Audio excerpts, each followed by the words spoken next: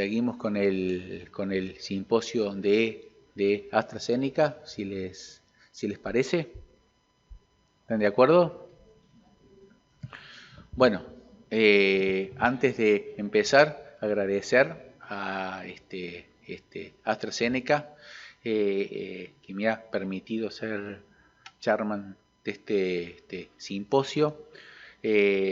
Fue titulado El rol de lo que es radioterapia en la era de la inmuno, nuevos escenarios de una dupla conocida.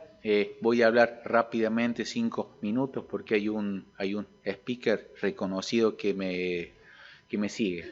Los tópicos, voy a hablar rápidamente de los resultados del estudio Pacific a los 5 años, de los nuevos escenarios, y la disertación magistral del doctor Rodolfo Chicas Set, que es justamente cuál es el, rol de la, irradiación en la era inmunoterapia y los nuevos escenarios. Bien, venimos principalmente de comparar si era mejor hacer radioterapia concurrente secuencial. Este estudio, publicado en el año 2010 por la doctora Anne Operan, mostró que hay un beneficio de un 5% en efectuar radioquimioterapia concurrente. Hemos hecho de todos, por eso seguimos participando. Hemos hecho quimioterapia de lo que es inducción, hicimos consolidación utilizando taxanos, utilizamos consolidación usando taxanos platino, aumentamos las dosis, este famoso estudio ARTIOG 0617, aparte se agregó cetuximab, y el estudio PROCLAIM también utilizó pemetrexato como consolidación. Como ven, ninguno mejoró la sobrevida. Este es el estudio a 5 años del estudio Pacific, publicado este año en JCO. Para recordar, es un estudio de pacientes estadio 3A, 3B, que hicieron por lo menos 2 ciclos de lo que es radioquimioterapia concurrente, y posteriormente, una vez finalizado, si no había progresión de lo que es enfermedad, dentro de 42 días comenzaban principalmente en dos ramas, una placebo y la otra durvalumab por 1 año cada 14 días. Y los objetivos fueron periodo libre de lo que es enfermedad, sobrevida, y hubo otros que fue respuesta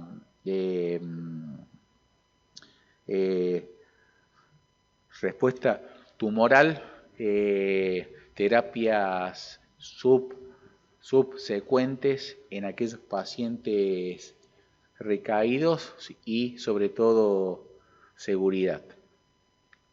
Bien, los mecanismos un poco ya han sido mencionados. Uno de ellos, como ya les mencioné, cuando uno irradia, libera antígenos y estimula lo que denominamos respuesta adaptativa, y aparte, ¿sí?, cuando uno irradia, sobreexpresa el PDL1, que es justamente una terapia target de el durvalumab. Bien, a 5 años, fíjense, sobrevida, hazard ratio 72, significa que hay un beneficio de la sobrevida de un 82%, que no se había visto nunca. Fíjense todas estas curvas, ¿sí? Lo mismo sucede con el periodo libre de lo que es enfermedad o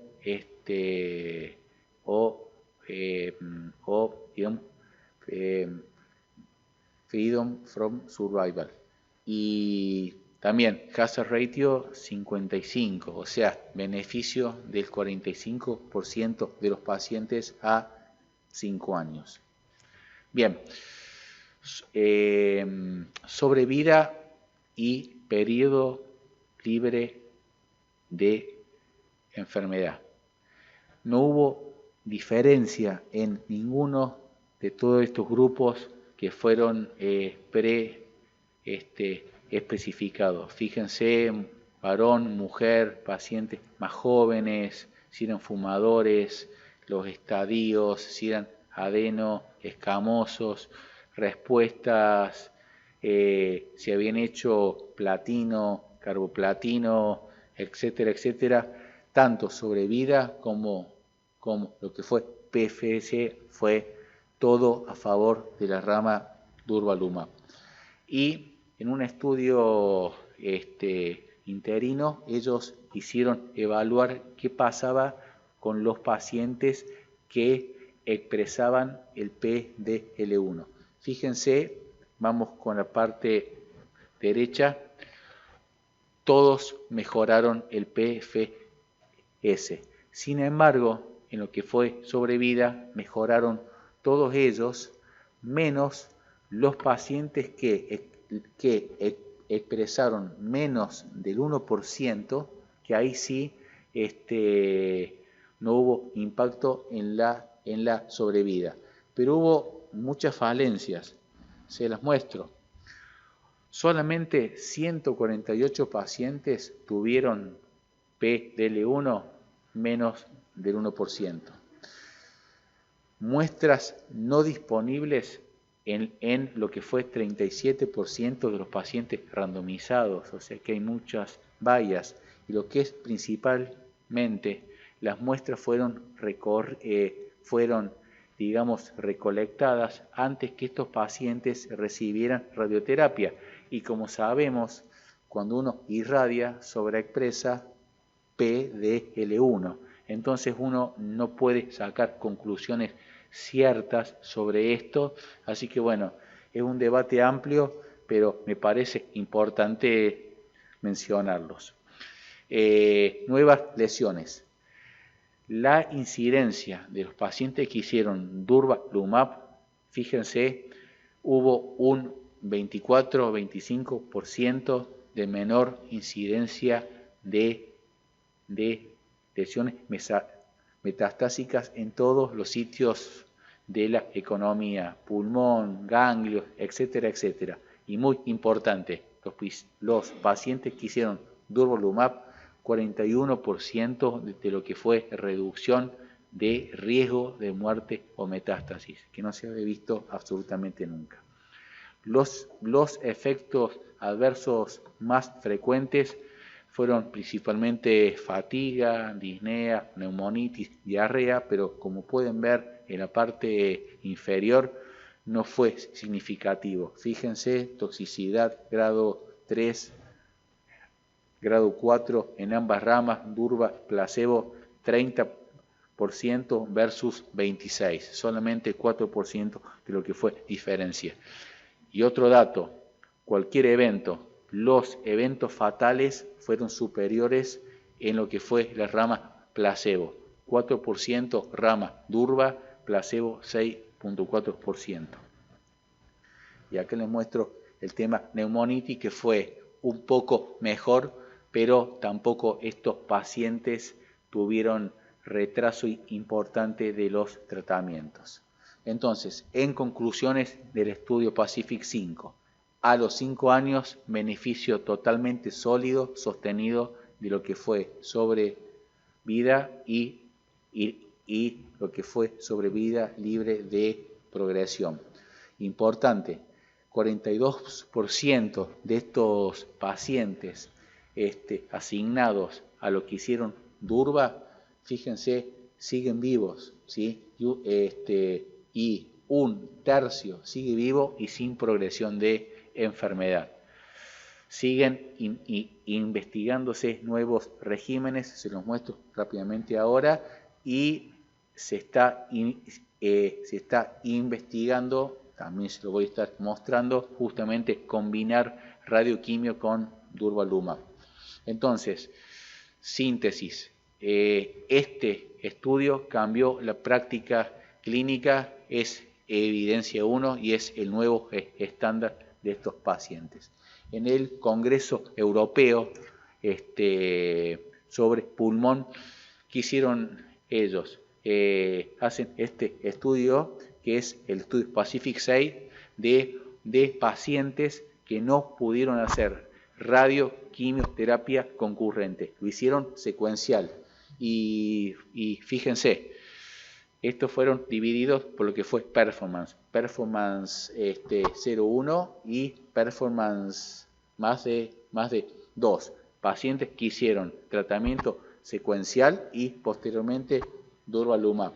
Y los resultados se los subrayan. Fíjense, lo que fue PFS, 13.1 meses en los pacientes con buen performance, que todavía no se había visto nunca. Y fíjense, 50% están libres de enfermedad a un año. Así que hay un estudio que, como pueden ver, Pacific 5, que va a estar combinando ambas ramas. Y finalmente, lo que viene es el estudio Pacific 2, que lo que va a hacer es, en estos pacientes estadio 3, lo que va a hacer es combinar lo que es estándar,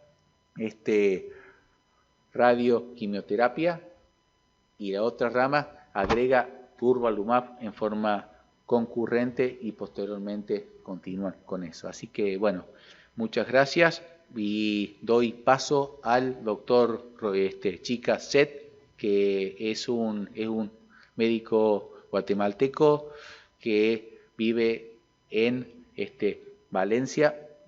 Es doctor en medicina, oncólogo radioterapéutica y es magíster en inmunooncología.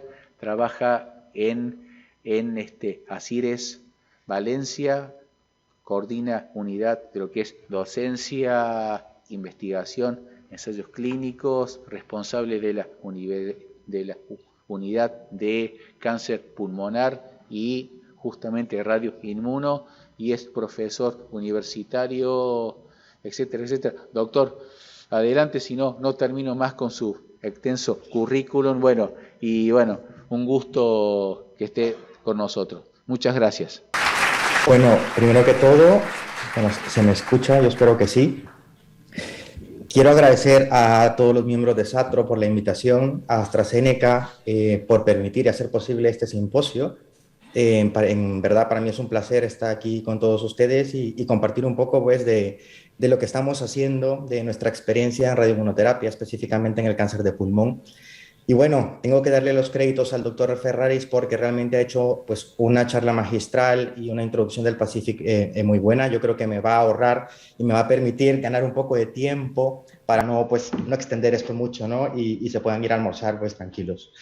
Realmente hablar de radioterapia en el cáncer de pulmón combinado con inmunoterapia es una charla que muchas veces o últimamente se nos está convirtiendo en un reto, porque empezamos dando hace presentaciones sobre esto hace 2-3 años y realmente teníamos información muy limitada y ahora si nos ponemos a explorar cada vez tenemos específicamente en el pulmón pues más evidencia, ¿no?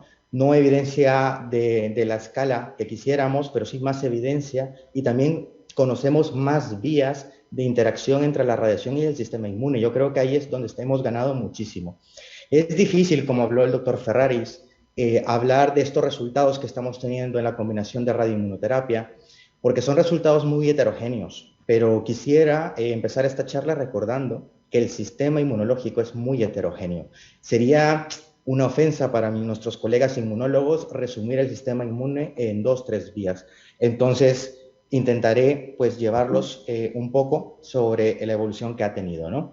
Estos son mis conflictos de interés y yo quisiera transportarlos a una publicación de Nature Review del 2012. Ya en el 2012 nos hablaban de que el punto de inflexión de la radioterapia pues iba en crecimiento, ¿no? Esa evolución tecnológica, esos nuevos aceleradores, esas nuevas indicaciones ganadas en la clínica pues nos han permitido optimizar muy bien el uso de la radioterapia, específicamente en el cáncer de pulmón, dando mayor calidad en los tratamientos, encontrando pues dosis más óptimas, disminuyendo toxicidades, utilizando hipofraccionamientos y adaptando ya esa dosis en vivo en nuestros tratamientos, ¿no? Entonces realmente hemos avanzado mucho, pero ya estamos en el 2022 y yo podría decir que estamos ya ante la puerta de volver a un segundo punto de inflexión.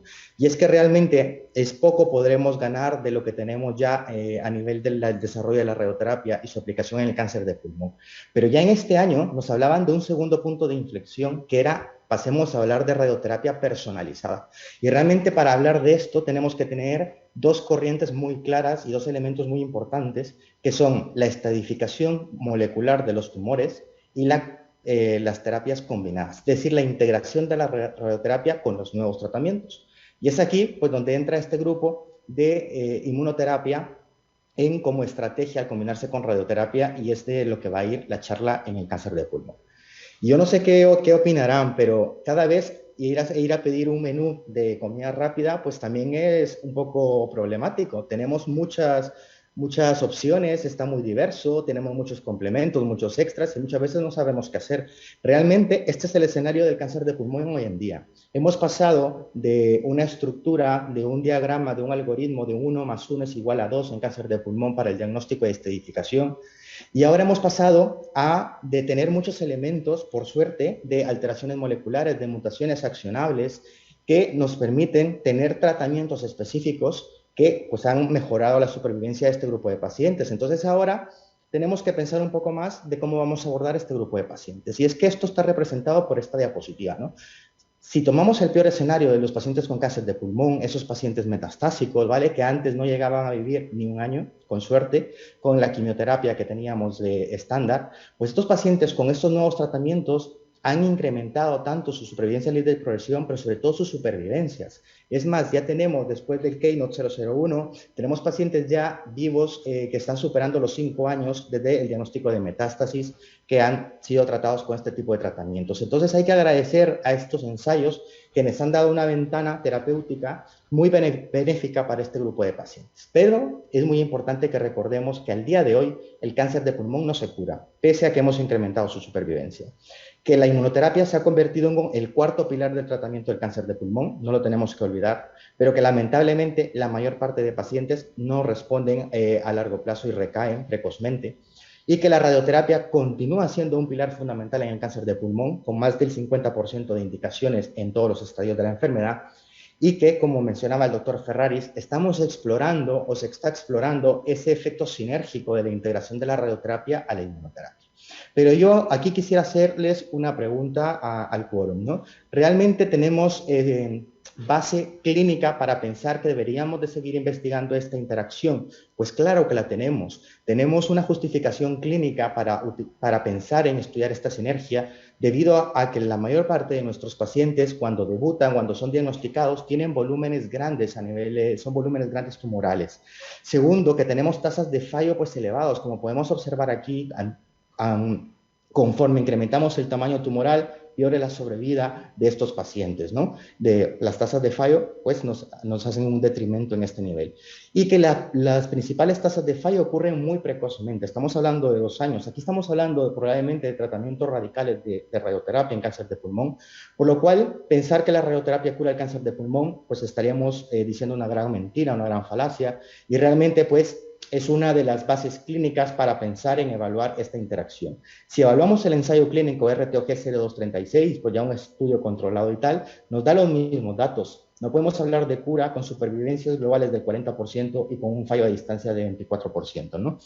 Pero bueno, regresemos a la diapositiva, pues muy utilizada, muy conocida, está muy de moda en los principales papers, de esta integración y de esta sinergia del sistema inmune y la radiación, ¿no?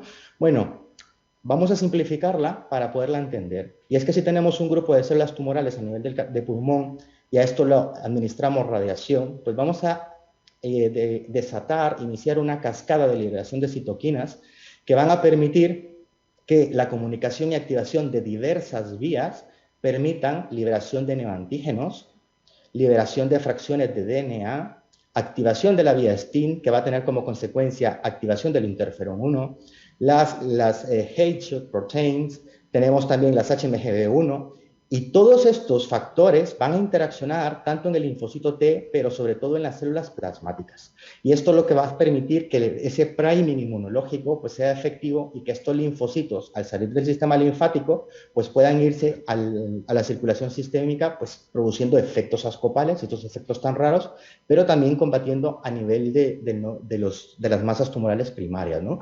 Esta es una forma muy simple, digámoslo así, de poder representar esa sinergia. Pero bueno, vamos a seguir este modelo a lo largo de la charla y posteriormente pues haré una sugerencia a este mismo modelo. Pero recordémonos de todas estas vías que tenemos al momento de irradiar esas células tumorales.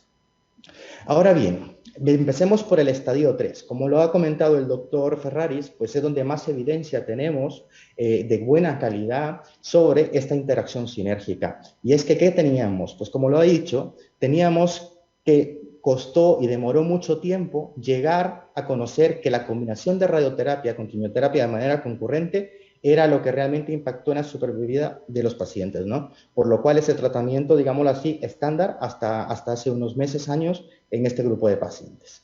Pero con el advenimiento del PACIFIC, pues esto cambia radicalmente, porque pasamos con los datos que comentó el doctor Ferraris, con la actualización del PACIFIC a 5 años, pues si esto lo comparamos con ese metaanálisis, tenemos que en el estudio PACIFIC tenemos a 5 años casi el 43% de los pacientes vivos comparados contra un 15% de la quimiorradio concurrente. Y si nos comparamos con los brazos secuenciales de este metaanálisis, estamos hablando de un 43 contra un 11%. Son datos pues desorbitantes que llaman mucho la atención, pero que han aportado mucho a la supervivencia de nuestros pacientes. Y esta es la clara razón por la cual al día de hoy el standard of care es la radioquimioterapia concurrente con consolidación con durvalumab, ¿no? Y también, como lo comentó el doctor Ferraris, la evolución de los últimos 30 años pues no ha sido pues nada fácil, o al menos no hemos tenido una retroalimentación muy positiva, porque se han combinado con distintas moléculas estas radioquimioterapias y no hayamos encontrado impactar en la supervivencia como lo ha hecho el PACIFIC con el durvalumab. Entonces, realmente esto nos pone en un escenario que nos ha abierto una puerta pues, muy importante en una brecha terapéutica en el estadio 3 irresecable de cáncer de pulmón, pero estamos cruzando esta puerta con muchas interrogantes y yo creo que aquí voy a mencionar algunas de todas las posibles. Si podemos dar el tratamiento secuencial, se podrán cuestionar algunos. ¿Qué pasa si no damos quimio y lo combinamos solo con inmunoterapia?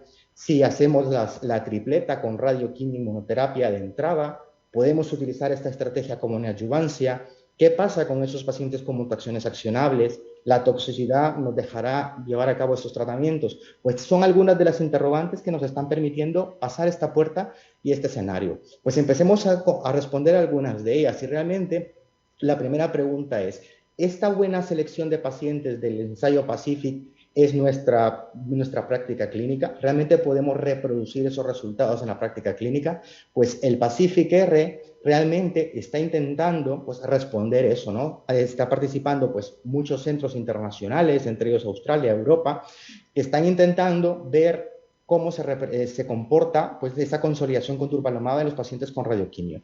Y en la vida real de los centros participantes podemos observar que la mayor parte reciben radioquimioterapia concurrente, ¿vale? Y que el tiempo de inicio del durvalumab es de 52 días. Algo de ponerlo con un asterisco comparado a los 14 días esos que nos decían de la mayor efectividad del durvalumab después de una radioquimio, ¿no? Pero aún así podemos observar que realmente pues, el brazo de los pacientes con radioterapia secuencial es porque son volúmenes grandes de tratamiento y eso es lo que nos pone la pega muchas veces a hacer una concurrencia. Pero algo que sí nos deja este análisis de 1.155 pacientes son las toxicidades. En la realidad se reproducen esas toxicidades del ensayo y eso es algo muy importante tener en cuenta porque muchas veces tenemos el miedo a desencadenar esa neumonitis o a introducir el durvalumab cuando tenemos campos muy grandes de radiación por este problema, ¿no? Pero bueno, la siguiente pregunta sería, ¿y podríamos consolidar con el durvalumab en una secuencial? Pues como mencionó el doctor Ferraris, este año se ha presentado el estudio Pacific 6, los datos preliminares muy prometedores con el análisis de 117 pacientes, en los cuales la toxicidad ha sido muy buena, muy tolerable y muy llevadera, y efectivamente tenemos datos muy prometedores, tanto a nivel de la supervivencia global como la supervivencia libre de progresión. Pero aquí sí quisiera que quedara claro, tenemos que tener aquí mucha precaución. Recordemos que es un estudio no aleatorizado, por lo cual el PACIFIC sigue predominando como indicación clínica y entendemos que intentar reproducir la estrategia del PACIFIC en los pacientes que corresponden, pero que nos abre una brecha como una alternativa en los pacientes frágiles, esos pacientes ancianos o esos pacientes con muchas comorbilidades que no pueden ser candidatos a una radioquimioterapia. Así que tiene su importancia, pero interpretémoslo con precaución. Otra pregunta sería, la radioquimioterapia en pacientes ancianos, ¿cuál es ese punto de corte, ¿no? Que no han incluido los principales ensayos? Y realmente, pues un subanálisis del estudio Pacific, colocando un punto de corte en 70 años, podemos observar que hay tendencia, independientemente de la edad, al brazo de consolidación con durvalumab, pero aún es más clara cuando los pacientes son menores de 70 años. Entonces esto hay que tenerlo en cuenta, que no tenemos todavía una edad de corte y no solo por el hecho de tener más de 70 años o más de 60 años debería de cuestionarnos el no uso de durvalumab. Al contrario, estas tendencias parecen ser que nos demuestran que beneficia en cierta parte a este grupo de pacientes, ¿no? Algo que se ha intentado también llevar a cabo, es más, están evaluando ya la consolidación con terapias dirigidas, es en los pacientes que tienen mutaciones accionables. ¿Qué pasa? ¿Qué hacemos en este grupo de pacientes? Por suerte, entre comillas, es un menor grupo de pacientes los que van a ser candidatos o van a presentar las mutaciones accionables, pero cuando hablamos de radioquimioterapia y queremos consolidar con durva a pacientes con mutación EGFR positiva, podemos ver que esa no es la vía. Estos pacientes probablemente tendremos que consolidarlos con terapia dirigida. Ya hay un estudio en marcha, el estudio Laura, que va a intentar ver si la consolidación con osimertinib va a generar el mismo efecto del Pacific. Pero ojo con esto y con los pacientes con mutaciones accionables. Lo hemos aprendido del estadio 4 y lo hemos aprendido en el estadio 3. No es la vía la consolidación con inmunoterapia. Y lo último, y por tercer punto, pues nos podemos preguntar si es posible combinar la radioterapia con inmunoterapia, quitando la quimio. Recordemos que hay pacientes que no son candidatos a esa quimioterapia por comorbilidades o por edad, y esto ya se está evaluando en el estudio DUART con durvalumab después de la radioterapia en pacientes inoperables. Entonces vamos a ver qué nos dice esto. Si esto saldría positivo, podríamos estar también ante un nuevo escenario de un cambio en el standard of care, ¿no? Y este es un resumen que ya mencionó muchos de ellos el doctor Ferraris, solo para que recordemos que estas combinaciones, tanto con durvalumab como con otros anticuerpos como el pembrolizumab o el atezo, están siendo evaluados en fases 3, evaluando tripletas o evaluando secuencialidades. Esperemos los resultados de estos estudios y a ver si nos aclaran un poco el panorama del estadio 3 y resecable. Pero adentrémonos un poco más en el resecable. Aquí hay más controversia. Este año han salido varios estudios de quimo-inmuno neoadyuvante que están intentando ya cambiar el standard of care en este grupo de pacientes, pero tenemos una zona gris que tenemos que interpretar con precaución. Recordemos que el estudio Pacific también incluyó en sus pacientes estadios 3A-N2. Entonces, cuando comparamos estos dos estadios con dos estrategias distintas, tenemos que sopesar realmente características y aprender a seleccionar a los pacientes para elegir pues, el mejor tratamiento, ¿no? ¿Por qué digo esto? Porque pese a que, por ejemplo, el estudio Checkmate 816 de nivolumab por 3 ciclos más quimioterapia neoadyuvante ha aumentado e incrementado las tasas de respuesta completa patológicas de un 2 a un 24%, un crédito muy positivo para este ensayo clínico. Tenemos que recordar que esto funcionó, o la mayor parte de pacientes que se beneficiaron dentro de este ensayo clínico eran pacientes en estadio 3A con PL1 positivo. Entonces, los estadios 1B2 no tuvieron tanto beneficio como este grupo de pacientes. Si eso lo comparamos con el subanálisis del Pacific del estadio 3A-N2, podemos observar que realmente aquí también tenemos este beneficio y mantenido.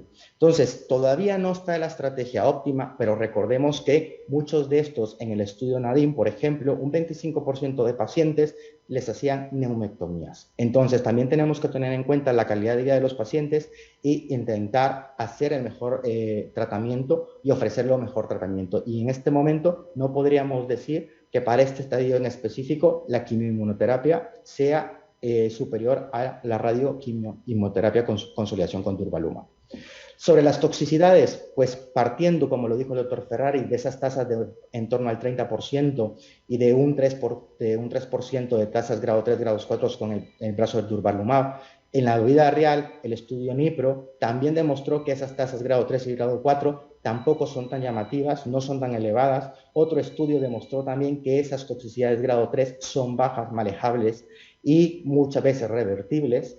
Y en esto, ahora recientemente, también se ha demostrado que las toxicidades son llevaderas, que efectivamente el durvalumab incrementa las tasas de neumonitis, pero que son neumonitis grado 2 y muy llevaderas y que resuelven en la mayor parte de pacientes. Por lo cual, tenemos que optimizar los tratamientos de radioterapia. No quiero decir que tratemos con radioterapia 3D, usemos IMRT o EMAT, campos pequeños, pero también teniendo en cuenta que es la combinación segura en este campo, ¿no?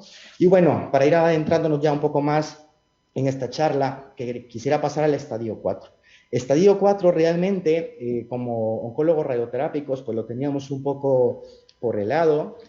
En enfermedad oligometastásica nos empezábamos a meter, introducir un poco más, pero realmente la indicación es radioterapia paliativa, aliviar síntomas en la mayor parte de los pacientes. Eran los pacientes que nos remitían los oncólogos médicos a nuestras consultas, pero esta foto que compartió el doctor Matías Buchenberg en su red social me parece muy llamativa, porque no sé si alguno de ustedes ya han tenido algún paciente así. Yo he tenido varios y me identifico con ella, que son pacientes que ya no hemos hecho una SBRT en estadio 4, hemos hecho 1, 2, 3, 4, en este caso hasta 12 tratamientos de SBRT, ¿no? Y los pacientes han pasado de localizados a oligos, a polis, a oligos, a hacer respuestas completas y a volverse polis.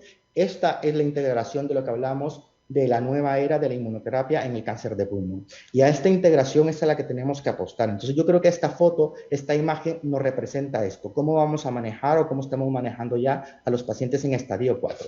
Y es muy importante saberlo porque, como lo he dicho, el consenso de ESTRO y de ASTRO y la RTOC, estas enfermedades oligometastásicas, por ejemplo, pueden ser genuinas, pueden ser inducidas por la efectividad de los nuevos tratamientos, pero es que ahora tenemos una entidad aún más persistente o más frecuente en nuestras consultas, y es la enfermedad oligoprogresiva. Es esas lesiones que están progresando en pacientes polimetastásicos con el resto de lesiones estables. ¿Y qué hacer en ellas? Pues en estos pacientes donde realmente tenemos que buscar ese efecto inmunoestimulador de la combinación de radioterapia con esos tratamientos sistémicos. Y es ahí donde está la búsqueda de estos agentes, ¿no? Aquí tenemos una tabla que responde a los primeros estudios publicados. Ya los han mencionado algunos el doctor Ferraris, como el Pembro-RT, el estudio de Welch de la Universidad de Chicago, el COSIR, recientemente publicado, el estudio con el durvalumab y treme, que también salió negativo, por lo que me comentaba el doctor Ferraris, esta combinación de dosis bajas que no se hizo en la secuencia probablemente correcta. Es un ensayo que a mi gusto tendríamos que repetir con una serie de modificaciones en la estrategia, pero que en general los que han salido, digámoslo así, negativos, pero con tendencia a ser positivos, pues son importantes, ¿no? Y tienen esa tendencia, aunque es estadísticamente no significativa, a un beneficio de la integración. Pero vuelvo a insistir, no esperemos tener resultados homogéneos, reproducibles, cuando estamos hablando de un sistema inmune heterogéneo, con muchas vías. Entonces, ese es realmente el reto para poder integrar los tratamientos, ¿no? Pero en este estudio de Welch sí quiero mostrar algo, resaltar algo, y es que cuando combinaban por sus grupos, el grupo que había recibido SBRT con el de radioterapia convencional, efectivamente el hipofraccionamiento o la SBRT tenía un beneficio superior a la radioterapia convencional. Este es un pool análisis que he publicado de los dos principales estudios muy semejantes entre sí utilizando pembrolizumab en pacientes metastásicos, que es el Pembro-RT y el del MD Anderson. Dosis distintas, 24 Grays en 3 fracciones a 50 Grays en 4 fracciones. Pero bueno, intentaron agruparlos, tener un mayor N, distribuirlos y balancearlos por las características muy bien, que no voy a entrar ahora en detalle. Pero lo que quisiera ver es esa tasa de respuesta. El Pembro-RT tuvo un 36% de tasa de respuesta. Haciendo el pool análisis estamos en el 41%. La inmunoterapia por sí sola, combinada con quimio, inmunoquimio en estadio 4 de pulmón, tiene tasas de 40 a 45%.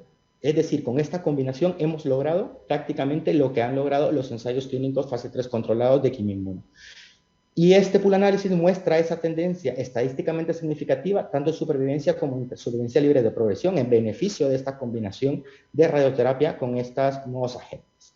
Pues aquí me quiero detener un poco. Yo me quiero trasladar al peor escenario. Y aquí quiero compartirles mi experiencia, porque realmente hace unos días nos ha aceptado La Roja la publicación de nuestro estudio prospectivo y en los próximos días podrán disponer de él vía online, pero quisiera compartirles para transmitir la experiencia que hemos tenido con este grupo de pacientes. Pues en un grupo multidisciplinar de investigadores, pues hemos logrado mantenerle el beneficio clínico. Recordemos que en oncología médica es más utilizado pacientes que clínicamente están muy bien, pero que radiológicamente están en progresión. Esos pacientes tienen indicación de suspender la inmunoterapia y cambiar de línea. Pero estos pacientes, este estudio se empezó en el 2017, se empezaba a trabajar la inmunoterapia en España, se introdujo a finales del 2016, por lo cual estábamos muy en pañales todavía para hacer esto, y los pacientes ya venían con 1, 2 o 3 líneas de quimioterapia fallando. Y ya fallar a la inmunoterapia es que probablemente no tenían nada más. Por los pacientes que tenían ese beneficio clínico, ese estado físico todavía pues muy bien, decidimos mantenerle la inmunoterapia y agregarles la SBRT en una dosis que les hablaré a continuación, para ver si lográbamos revigorar otra vez ese sistema inmunológico y teníamos algún tipo de respuesta, basados en toda la serie de estudios de Silvia Formenti y Sandra de María. Pues, ¿qué hicimos? Pacientes que fueran metastásicos, con cáncer de pulmón o melanoma, que estuvieran en progresión a anti-PDL1, que continuaran el tratamiento por el beneficio clínico, pues administramos. Aquí lo podemos observar, cumple criterios, seleccionábamos a las lesiones que queríamos tratar en ese grupo de pacientes, podíamos tratar entre 1 o 5 lesiones con SBRT, pero a la vez, antes de tratarles la SBRT, tratábamos las lesiones que estuvieran fuera del campo de radiación para intentar coger o tener algún dato objetivo sobre un efecto abscopal clínico. Entonces, estas se elegían antes del tratamiento de la SBRT, ¿vale? Entonces, se mantenía y se administró de manera concurrente la inmunoterapia acompañada de la SBRT y posteriormente procedíamos a evaluar con los criterios RECIST las lesiones diana y las lesiones diana para efecto abscopal. Y con esto establecimos la tasa de respuesta y la tasa de respuesta abscopal, ¿vale? Pues, ¿qué hemos encontrado? Que en nuestras pacientes, de 62 pacientes incluidos, analizamos 50 que cumplieron todo el seguimiento, con 32, casi 33 meses de seguimiento. Teníamos pacientes que la mayor parte eran polimetastásicos, que habían recibido pembro-nivo, que ya en un 50% tenían resistencia primaria. Esto quiere decir que ya desde la primera prueba de imagen, después de iniciar la inmunoterapia, ya tenían signos de progresión en las pruebas radiológicas, ¿vale? Pero se seguían beneficiando clínicamente.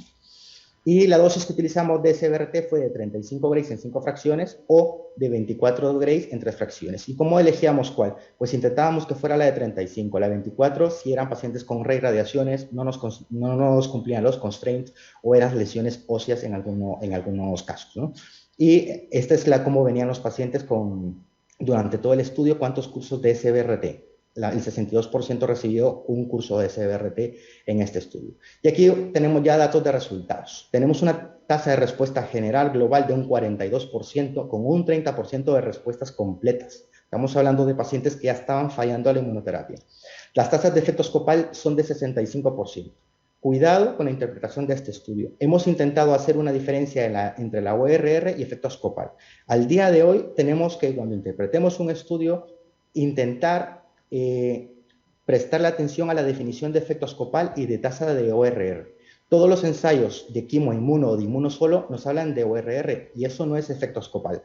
Así que tenemos que tener en cuenta cómo interpretamos los datos. Aquí el efecto abscopal para nosotros eran las lesiones que pudimos predefinir antes de la SBRT, que estuvieran seguros, que estuvieran fuera del campo de radiación. Muchos de ellos fueron adenopatías. Entonces, Hablar de un 65%, alguno me dirá, esto es muy alto. Pues efectivamente es muy alto. Y tampoco podía dar crédito a que esto solo es efecto de la radioterapia. Los pacientes seguían llevando inmunoterapia y la inmunoterapia pudo hacer aquí su acción, ¿no? Entonces, hay que interpretar con cuidado esto. Pero, y de control local, tuvimos un control de 84% utilizando estas dosis.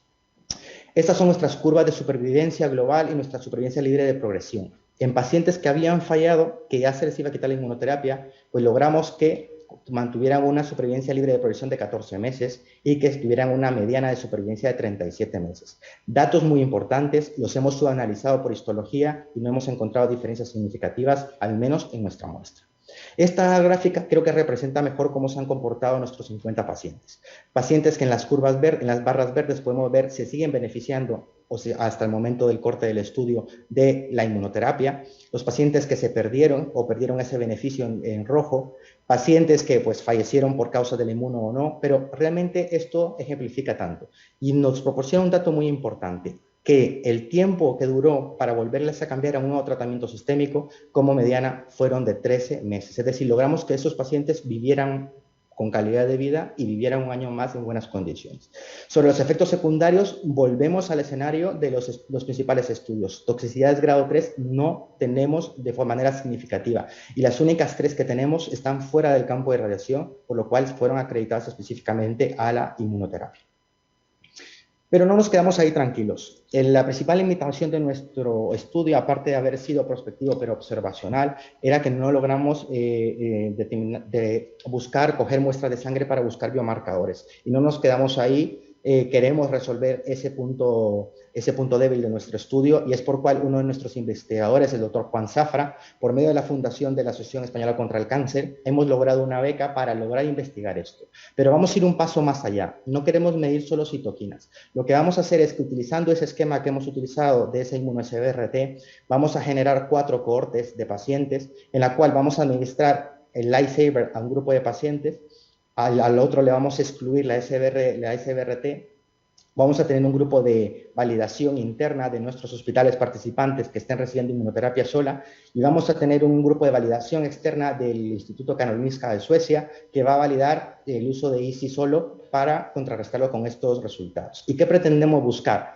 Vamos a irnos ya por lo que hablaba el doctor Ferraris, ir a buscar transcripciones a nivel de la microambiente tumoral con el tumor burden. Vamos a irnos a la epigenómica, a buscar respuestas epigenéticas. Ya hay publicaciones con alteraciones cromosómicas que podrían estar dándonos una vía de biomarcadores a este nivel y vamos a intentar responder si esto se correlaciona con desencadenar una sinergia o un efecto abscopal, como lo queramos llamar. Pues esto ya lo tenemos en marcha, ya hemos empezado a reclutar, ya tenemos a los primeros 10 pacientes reclutados y bueno, iremos compartiendo los resultados de nuestro estudio.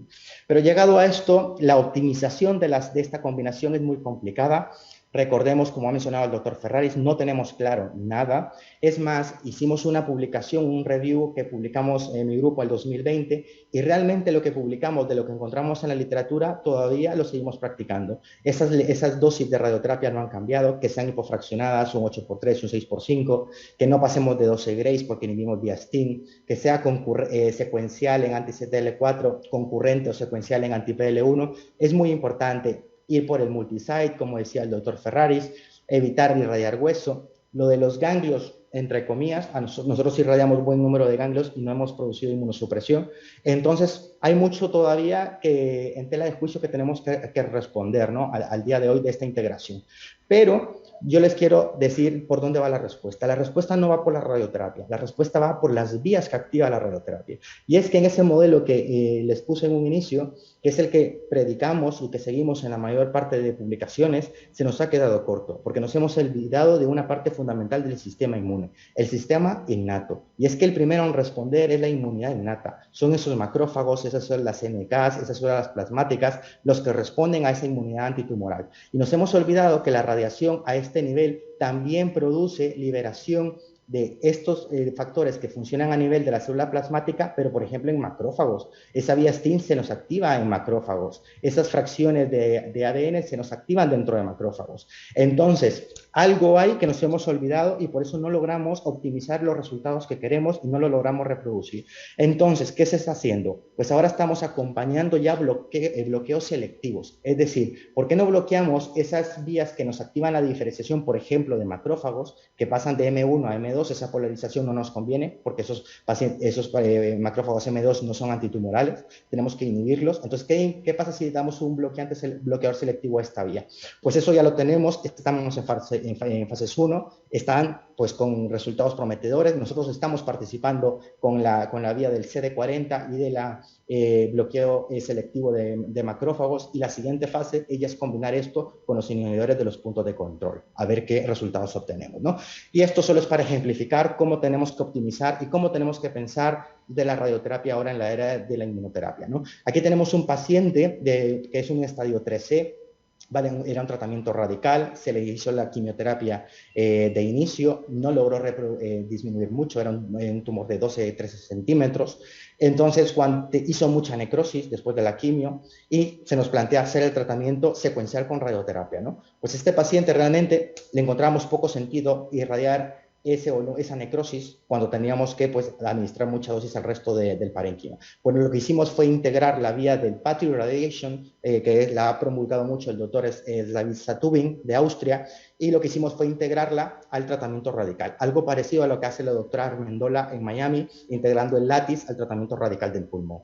Pues esta integración nos ha permitido que el paciente se lograra consolidar con durvalumab y tenga 12 meses después de haber finalizado la radioterapia, con una reducción del 50% de la masa tumoral, y no ha requerido quimioterapia, o no ha recaído, mejor dicho, hasta el día de hoy. O sea, hay que integrar e intentar seleccionar a los pacientes en la medida de lo posible. Y estos son casos de esa combinación inmunogénica en las planificaciones de radioterapia. Hablamos mucho de irradiaciones parciales. Muchas veces no podemos tratar todo el volumen tumoral. Entonces, tenemos que seleccionar esos targets y, si son muy grandes, tratarlos de manera parcial. Aquí podemos observar que de manera parcial se trataron varias lesiones y hemos logrado una respuesta mantenida completa ya a 2 años con nivolumab. Y aquí tenemos otro con atezolizumab, también lesiones muy grandes que han requerido pues esa respuesta después de las combinaciones, ¿no? Y con esto yo quiero, con esta imagen, como lo dijo el doctor Ferraris, hay que cambiar un poco la mentalidad de cómo concebimos la radiación cuando estamos hablando de la combinación con tratamientos con inmunoterapia. Hay que bajar la dosis, hay que seleccionar target, hay que disminuir esos campos de dosis muy bajas extensas, evitar irradiar pues muchas estructuras vasculares. Lo de las adenopatías o ganglios está en tela de antejuicio, y vamos a ver cómo salen los resultados. Pero lo que sí podemos decir es que la radioinmunoterapia ha cambiado la standard of care del estadio 3, que la combinación es segura, que el desarrollo de resistencias primarias y secundarias a la inmunoterapia ha abierto una oportunidad muy importante en el estadio 4 para la combinación e incrementar esa sinergia en este grupo de pacientes, que al día de hoy no tenemos ninguna estrategia óptima y que necesitamos más estudios clínicos. Así que sin más, muchas gracias por su atención.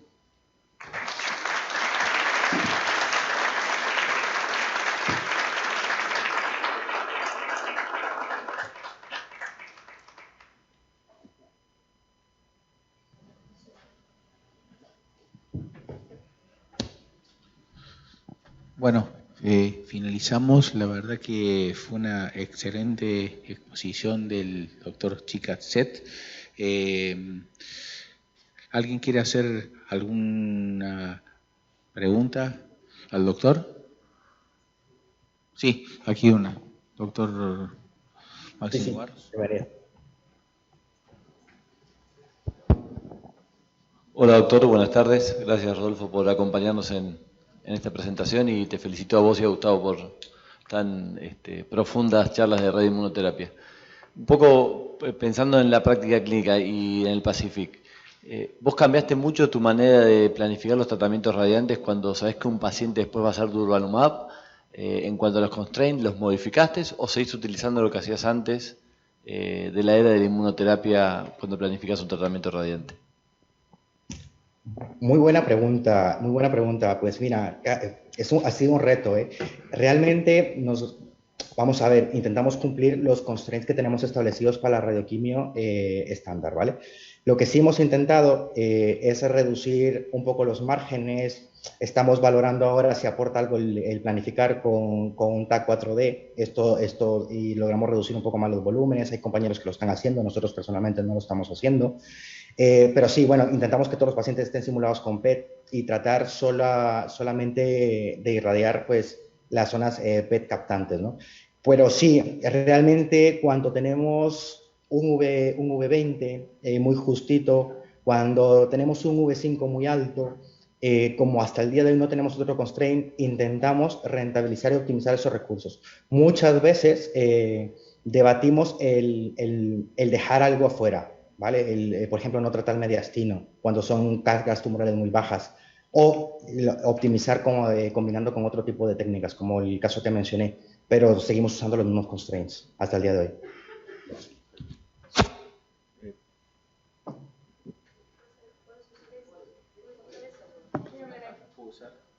¿Alguien más quiere hacer una pregunta? Rodolfo, quiero hacerte una pregunta.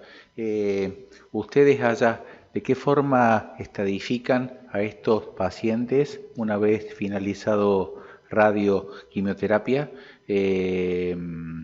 PET, CT, resonancia cerebral, o sea, ¿qué utilizan ustedes? O sea, ¿cuál es su, digamos, estándar? Y la otra pregunta es, en algún momento Pacific, digamos, dividió que aquellos pacientes que iniciaban 14 días antes tenían mejor respuesta que posteriormente a estos a estas 2 semanas. ¿Cuál es tu impresión? ¿Se hace? ¿No se hace? ¿Qué hacen ustedes?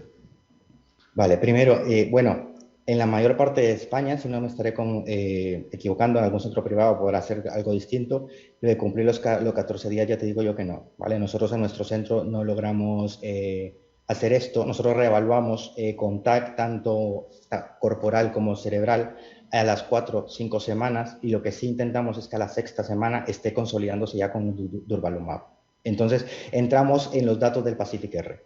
Pero realmente antes de esto es muy complicado. No te mentiríamos y no lo practicamos. Y aún así, creo que los análisis preliminares de nuestros pacientes están en los rangos del ensayo Pacific. Entonces yo te podría decir que reproducimos los resultados del Pacific. Perfecto. ¿Alguien más quiere hacer alguna pregunta? Voy a molestar con una pregunta más, Gustavo. Dale. Este mismo concepto de tratar con SBRT las lesiones que progresan, ¿no? El paciente oligometastásico, ¿es un concepto que podemos tomar con las lesiones cerebrales también y radiocirugía? Y si es así, ¿pensarías también en modificar el fraccionamiento en la radiocirugía? Mira, muy buena pregunta. El problema que tenemos con las cerebrales, y es que algo hemos aprendido con el ipilimumab, eran las tasas de radionecrosis que empezamos a ver en la dosis de radiocirugía. Pues pocas veces nos arriesgamos a hacerlo de manera concurrente, al menos cuando llevan IPI, y lo intentamos hacer de manera secuencial, ¿no? Y todavía tenemos cierto temor a utilizar dosis, por ejemplo, en fracciones únicas de 20 Gray, 18 Gray. Intentamos hiperfraccionarlas. Cada vez el esquema de 8x3 o de 9x3 se está utilizando más en lesiones de 2 a 4 centímetros cuando estén acompañadas de inmunoterapia, pero todavía desconocemos mucho de ese paso por la barrera hematoencefálica de esta inmunoterapia y lo que podamos generar a nivel sistémico. Sabemos que hay algún tipo de sinergia, pero no sabemos qué tan potente es la sinergia. Entonces es todavía un campo muy importante a investigar. O sea, ahí tenemos menos conocimiento todavía de lo que tenemos a nivel extracraneal. Bien. Y la última, y no te molesto más, en tu experiencia, cuando haces radio inmuno, ¿qué es lo que prefieres? ¿Concurrente, secuencial? ¿Hacia dónde vamos? Bueno, vamos a que próximamente se publicará un consenso de los principales autores que han hecho esto de radioinmuno, de cómo definimos primero ASCOPAL y después cómo definimos ORR y cómo definimos secuencialidad y concurrencia. Si ponemos a evaluarnos los ensayos, Hay algunos que para concurrencia es empezar a la semana, y empezar a la semana para otros ensayos clínicos ya es secuencial. Entonces tenemos que tener cuidado en cómo interpretarlos. Nosotros, concurrente en nuestro estudio, o como lo hacemos en nuestro centro, es que no interrumpimos la planificación de la dosis de inmunoterapia. Ellos siguen su calendario y nosotros vamos interactuando entre ellas. En nuestro estudio eran 5 sesiones de SBRT con 36 horas mínimo de diferencia. Entonces, ¿por qué esto? Pues lo que nos lleva del tiempo que le lleva al linfocito ser activado a nivel del ganglio linfático, desde que sale de la médula ósea.